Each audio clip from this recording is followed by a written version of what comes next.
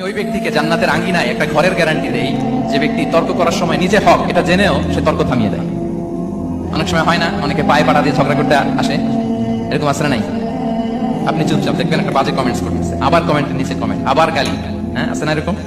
বিষ্ণু বলেন নিজে হক এটা জানার পরেও আর যাতে তর্ক না বাড়ে, যে তর্ক থামিয়ে দেয় জান্নাতের আঙ্গিনায় তাকে আমি একটা ঘরের গ্যারান্টি দেই।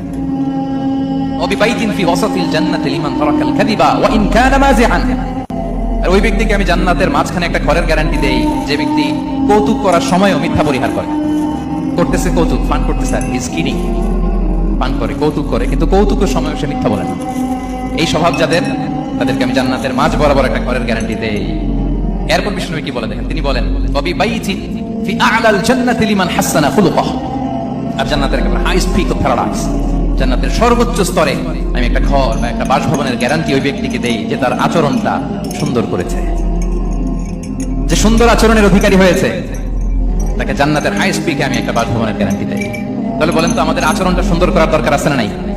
এটা খুব ছোটখাটো একটা আমল, তাই না? কথা বলেন, দক্ষিণ কোরিয়া প্রবাসী ভাইরা আওয়াজ করে বলেন, এটা কি ছোট আমল? দেখলে সালাম দিব, সুন্দরভাবে কথা বলবো,